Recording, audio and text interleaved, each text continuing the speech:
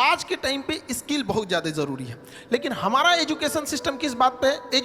Information लेते रहो। भारत की राजधानी कलकत्ता से उठा के अंग्रेजों ने लेके गए दिल्ली, वो सबको याद है। 1911 में घोषणा किया, 1912 में लेके चला गया। ये नहीं पढ़ा रहा है कि क्यों ले गया। एक राजधानी बनाने के लिए क्या ज़रूरत होती है, क्या क्लाइमेट होना चाहिए, क्या कनेक्टिविटी होनी चाहिए। तो एक सिस्टम में जो चेंजिंग लाने की ज़रूरत थी, अब उसको और ज़रूरत है। तो ऑनलाइन के माध्यम से ये चीज़ें थोड़ी सी आसान हो जाती है। 5G का ज़माना आ गया है, इसमें स्किल्ड की डिमांड है। तो अभी एजुकेशन में 50% इम्पोर्टेंस हमें एजुकेशन और उतना ही इम्पोर्टेंस स्किल पर भी देना चाहिए, ताकि वो अपने पैरों पे जितना जल्दी खड़ा हो सके। बट एक ब्रॉड लेवल पे थिंकिंग वाली डेवलपमेंट करने की अभी भी ज़रूरत है। एजुकेशन में अब जैसे आज़ादी के इतने साल हो गए, लेकिन आज भी हम लोग स्ट्रगल कर रहे हैं कि क्यों नहीं हम डेवलप हो पा रहे हैं। तो इसमें अगर देखेंगे तो एक बहुत बड़ा मिसिंग चीज़ हम लोग छोड़ते हैं, विमेंस को। गर्ल्स एजुकेशन को हम लोग छोड़ रहे हैं, और मेल जो है उन्हें लगता है कि अपने दम पे अकेले ही देश को लेके चले जाएंगे, और आज़ादी से लेके आज तक वो ट्राई कर रहे हैं। जिस दिन ये हमारे देश की विमेंस और मेंस एक साथ आ गए ना, उस दिन देश को आगे बढ़ने से कोई नहीं रोक सकता है। और जब तक हम उन्हें छोड़ेंगे, हम तो आज तक भी मेहनत कर रहे हैं। शहरी क्षेत्र में ये चीज़ है कि लोग महिलाओं को पढ़ने के लिए भेज देते हैं, लेकिन गांव में अभी भी ये चीज़ें हैं, वो नहीं भेजना चाहते। हमारे यहाँ शुरुआत में जब गर्ल्स पढ़ने आती थी तो उनके गार्जियन आते थे और ये रिक्वेस्ट करते थे कि सर मतलब घर से बाहर है, कोई दिक्कत तो नहीं होना चाहिए। आज लड़कियों की संख्या क्लास में हम लोग देखते हैं इतनी ट्रेमेंडसली ग्रो की है कि गार्जियन लोगों को भी, कई बार हम लोग के पास गार्जियन आते हैं, उन लोग हमसे कहते हैं कि सर यहाँ पे लड़कियाँ पढ़ रही हैं, कोई दिक्कत तो नहीं होने वाला है। हम लोग उनके लिए पूरी प्रॉपर व्यवस्था रखते हैं, और कहते भी हैं लड़कियों से कि जो माँ बाप अगर आपको पढ़ने भेजे हैं तो समाज से लड़ के भेजे हैं, आपकी जिम्मेदारी ज़्यादा बनती है। और अगर आप खाली हाथ गाँव लौटिएगा तो आप उन 100 लड़कियों का रास्ता रोक दीजिएगा जिनके माँ बाप पढ़ने के लिए भेजना चाहते थे। इसलिए ज़्यादा जिम्मेदारी से पढ़िएगा। और लड़कियों के अंदर ये होता है, वो जॉब के बाद भी वो काफ़ी ईमानदारी से अपने वर्क को करती हैं। पटना से हम स्टार्ट किए थे, धीरे धीरे जब ग्लोबली हो गया तो हमें अब इंडिया के बाहर भी अपने सेंटर्स डालना है बहुत जल्दी इस चीज़ को, क्योंकि मेरा सपना है विश्व गुरु भारत को एक जगह जहाँ ले जाना था। तो कारपोरेट ऑफिस जब हम लोग ने दिल्ली में डाला तो वहाँ 200-250 एम्प्लॉई जब आए, तो वहाँ हमको एक चीज़ फील करने को रहा था कि जहाँ 10 लड़के बैठ जा रहे थे, वहाँ कुछ अपनी गपशप भी करने लग रहे थे। कभी डिसिप्लिन की इशू आ रही थी, कभी कोई कैसे आ जा रहा था।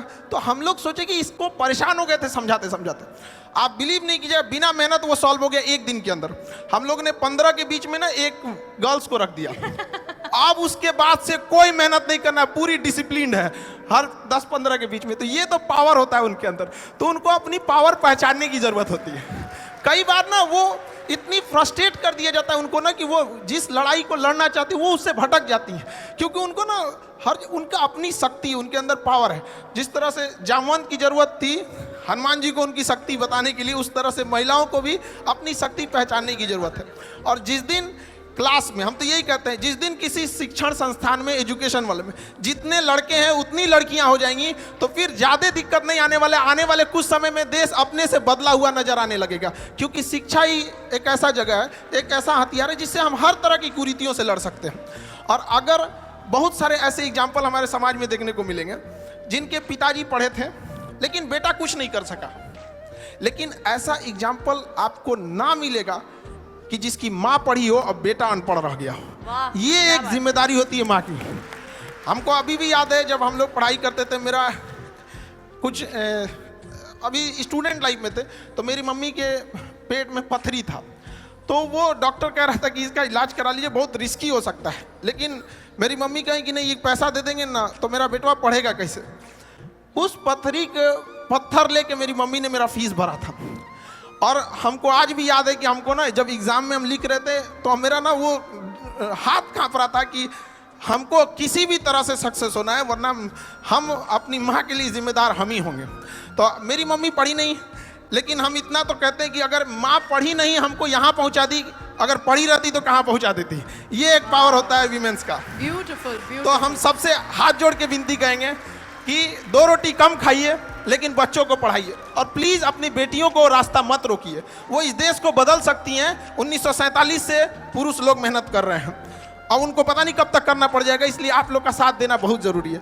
और लड़कियों को भी कहते हैं कि अगर माँ बाप आपको पढ़ने के लिए बाहर भेज रहा है तो बड़ा समाज से लड़ के भेज रहा है। तो उस समाज का भी ख्याल रखना है कि जब बारिश होती है तो हम छाता लगाते हैं, बारिश तो अपने वक्त पे रुक ही जाएगी।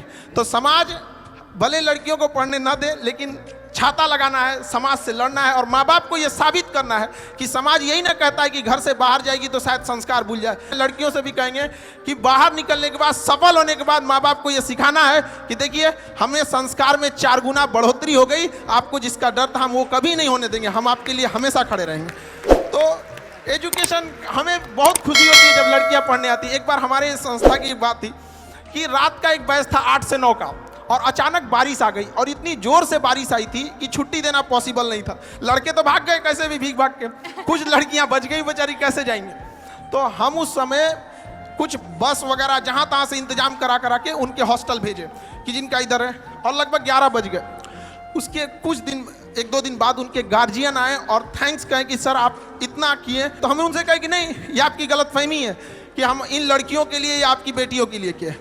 हम उनके लिए कहें कि जिनके अंदर देश बदलने की क्षमता है। हम जो भी किए ये उन लड़कियों के लिए किए जिनके सही में, जिनके अंदर देश बदलने की क्षमता रहेगी। तो एजुकेशन के लिए हम जरूर कहेंगे कि इस जगह में थोड़ी सी कमी होती है, तो लड़कियों को आगे जरूर बढ़ाया जाए।